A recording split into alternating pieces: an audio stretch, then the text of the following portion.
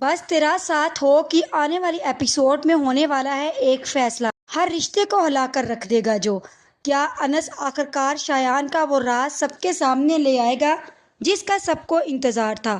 کیا وہ انسا کے سامنے اپنے ماضی کا ایک ایک سچ بیان کر دے گا؟ کیا مرسلین اپنی بیٹی شرین کے بارے میں وہ حقیقت جان لے گا جس کا اسے کبھی وہم بھی نہیں تھا؟ اور جب وہ اپنی آنکھوں سے شرین کو فہام کے ساتھ دیکھے گا تو کیا اس کا غرور ٹوٹ جائے گا یا پھر کہانی ایک ایسا موڑ لے گی جس کا کسی نے تصور بھی نہیں کیا تھا؟ آج کی ویڈیو میں ہم آنے والی ایپیسوڈ کے ہر بڑے ٹویسٹ، ہر اہم راز پر بات کریں گے، اسی لیے ویڈیو کو آخر تک ضرور دیکھیے گا، کیونکہ آخر میں کیا واقعی انس انسا کے ساتھ کھڑا ہوگا اور شایان کو سزا دلوائے گا؟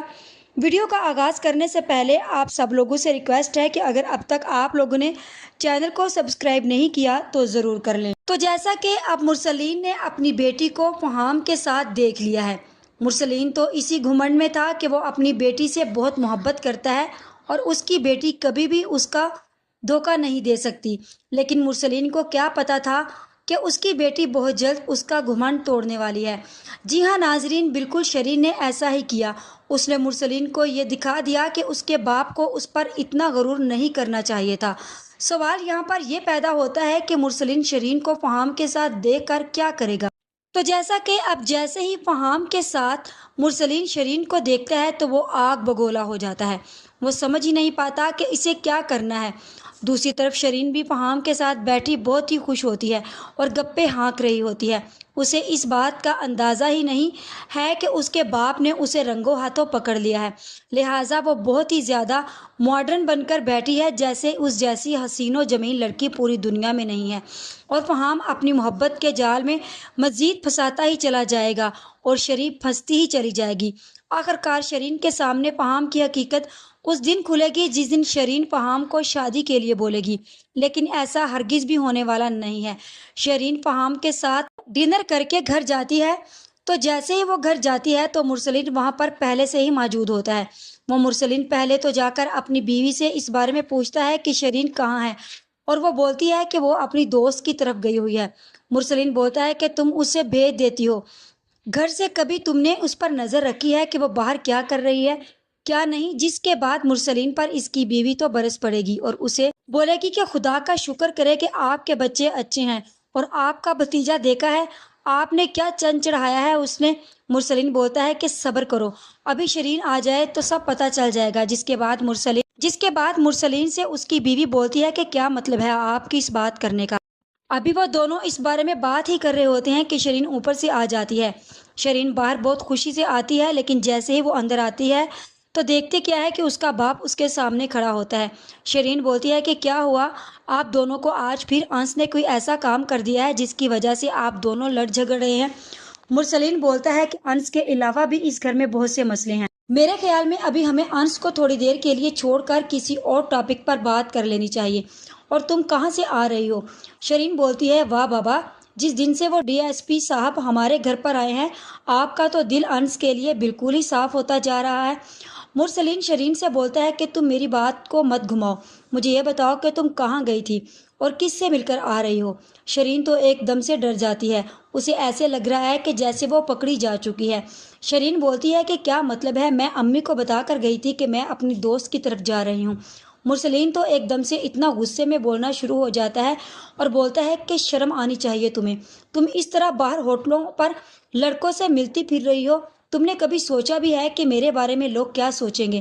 تم میری عزت کو یوں نیلام ہوٹلوں پر کرتی پھر رہی ہو۔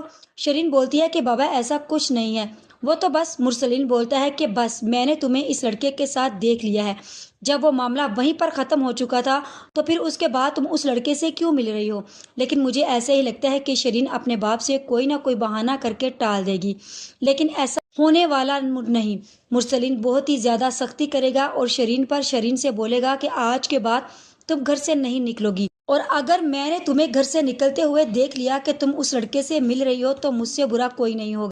جس کے بعد ناظرین شرین کے پاؤں پر تو یہیں پر قید کی زنجیریں پڑ جائیں گی اور شرین کی آزادی یہی ختم ہو جائے گی، جو بہت ہی زیادہ اتراتی پھر رہی تھی انس، اور شرین کی آہستہ آہستہ اس کی اوقات اس کے سامنے آتی چلی جائے گی کہ وہ کس قابل ہے۔ جو دوسروں کو ہزاروں باتیں کرتی۔ دوسری طرف شہین اپنے باپ کی باتیں سن کر جیسے ہی کمرے سے نکل رہی ہوتی ہے تو شایان بھی باہر سے آوارہ گردی کر کے آ جاتا ہے۔ شایان کو مرسلین دیکھتا ہے، اسے بولتا ہے کہ آؤ آؤ صاحبزادے، تم تو کون سا کارنامہ سر انجام دے کر آ رہے ہو؟ مجھے تو یہی امید تھی کہ تم لوگوں کے پاس کوئی کام کرنے کو ہے ہی نہیں۔ اس کے بعد شایان بولتا ہے کہ کیا ہو گیا ہے بابا، آپ ایسے کیوں چلا رہے ہیں، اور میں نے کیا کر دیا ہے؟ آپ کو پتا تو ہے کہ میں اپنے دوست کے پاس ہوتا ہوں۔ اس کے بعد مرسلین بولتا ہے کہ دوست، ایسے دوست تم نے بنا رکھے ہیں جنہوں نے تمہیں ذرا سی بھی تمیز نہیں سکھائی۔ میں نے تم لوگوں کے لیے کیا کچھ نہیں کیا، اور تم لوگوں نے مجھے اس مصیبت میں پھنسا دیا ہے جو مجھے اب تم لوگوں کے گناہوں کے اوپر پردے ڈالنے پڑ رہے ہیں۔ جس کے بعد شایان بولتا ہے کہ ابو کیا ہو گیا ہے، آپ کو آپ سے ایک انس سنبھالا نہیں جا رہا اور آپ ہمیں چلے ہیں بتانے کے لیے تمیز کی بات۔ مرسلین بولتا ہے کہ تم اس کو چھوڑو، تم نے جو کیا ہے تمہیں پتا ہے کہ اب وہ لڑکی اسے دوبارہ ڈھونڈنے کے لیے نکل چکی ہے جس نے وہ ویڈیو بنائی تھی، اور تمہیں بہت اچھے سے پتا ہے کہ وہ ویڈیو کس نے بنوائی تھی۔ شایان بولتا ہے تو ابو یہ آپ کے لیے کون سا بڑا مسئلہ ہے؟ اب تو آپ ڈی ایس پی سے بھی اپنے وقت نکلوانے لگے ہیں اور اس سے آپ ملاقات کرنے لگے ہیں، تو پھر کچھ لے دے کر آپ اس بات کو ختم بھی کر سکتے ہیں۔ مرسلین شایان کو بہت ہی غصے میں بولتا ہے کہ واہ شایان، تمہاری عقل یہیں تک کام کرتی تھی؟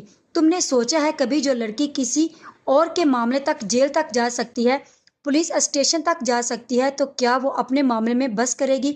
وہ اپنے معاملے میں ایسے انسان کو قبر تک ہی اتار کر چھوڑے گی جس نے اس کے ساتھ یہ سب کچھ کیا ہے۔ اس کے بعد شاید شایان واقعی مرسلین کی بات سن کر ڈر جائے۔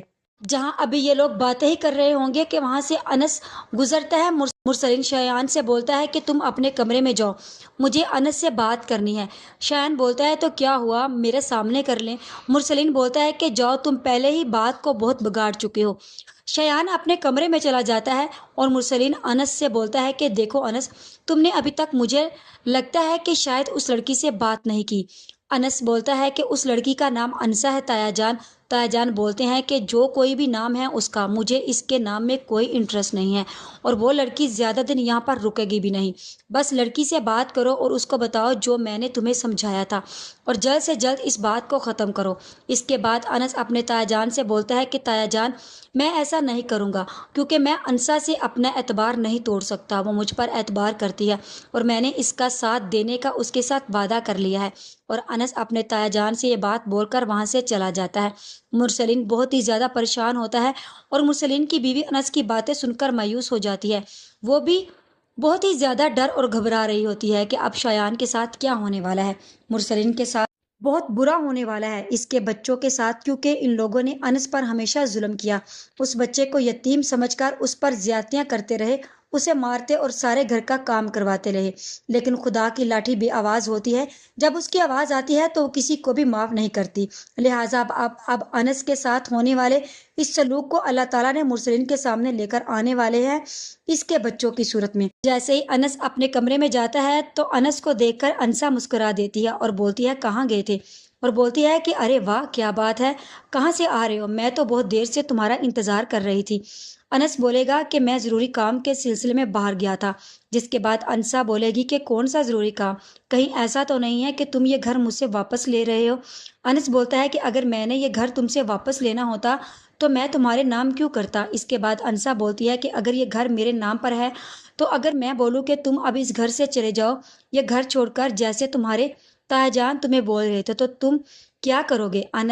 انسا سے بولتا ہے تو میں چلا جاؤں گا، اور بہت ہی پیار محبت سے اٹھ کر کھڑا ہوتا ہے۔ انسا انس کا ہاتھ پکڑ کر روکتی ہے کہ ارے ارے میں تو مذاق کر رہی تھی اور تم واقعی گھر چھوڑ کر جا رہے ہو؟ انس بولتا ہے کہ میں بھی تو مذاق ہی کر رہا تھا، میں کون سا چھوڑ کر جانے والا تھا سچ میں۔ جس کے بعد انسا مسکرا دیتی ہے اور انس کے ہاتھ کے اوپر ہاتھ رکھ کر خوش ہوتی ہے اور اسے بولتی ہے کہ پاگل نہ ہو تو۔ جہاں پھر اب مجھے ایسے ہی لگ رہا ہے کہ انس انسا کے ساتھ اپنے ساری حقیقت بیان کرے گا، اور باتوں باتوں میں ہی انسا انس سے پوچھ لے گی کہ کیا تمہارے تایا جان واقعی تمہارے ساتھ یہ سب کچھ کرتے آئے ہیں؟ انس سب کچھ سچ سچ بتا دے گا۔ انس سب کچھ سچ سچ بتا دے گا کہ بچپن سے لے کر آج تک تایا جان نے میرے ساتھ بہت ہی غلط کیا، خاموشی سے برداشت کرتا رہا۔ میرے ساتھ دادا ابو تھے اور میرے لیے یہی بہت تھا، اور میں ان کی وجہ سے اس گھر میں رکا ہوا تھا۔ اب تو شایان نے حد ہی کر دی تھی، جس کی وجہ سے میں یہ گھر چھوڑ کر جا چکا تھا، لیکن دادا جان کی وجہ سے مجھے واپس آنا تھا۔ انسا بولتی ہے کہ اس نے کیا کیا تھا۔ انس اپنی زبان پر یہ بات لاتے لاتے خاموش ہو جاتا ہے، کیونکہ اسے پتہ ہی نہیں چلتا۔ باتوں ہی باتوں میں وہ اس کے مجرم کو انسا کے سامنے لے کر آنے والا ہے، جس مجرم کی تلاش انسا کو ہے۔ لیکن مجھے ایسے ہی لگتا ہے کہ انس انسا کو اپنے پاس بٹھائے گا اور اسے بولے گا کہ انسا، میں تمہیں جو بات بتانے جا رہا ہوں وہ تم بہت غور سے سنو۔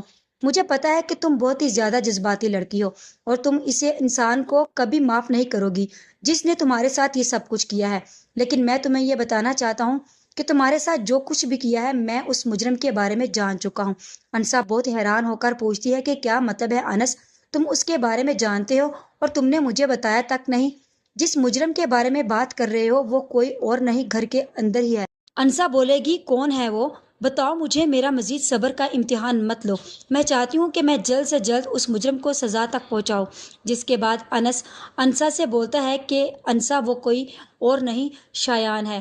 یاد ہے تمہیں جب جیل میں گیا تھا تو تم نے مجھے جیل سے نکالنے کے لیے بہت کوشش کی تھی اور شایان کا تمہارے ساتھ جھگڑا ہوا تھا، جس کے بعد تم نے شایان کے وہاں پر کالج میں منہ پر تھپڑ مارا تھا اور اس نے اس تھپڑ کا بدلہ لینے کے لیے تم سے یہ سب کچھ کیا ہے۔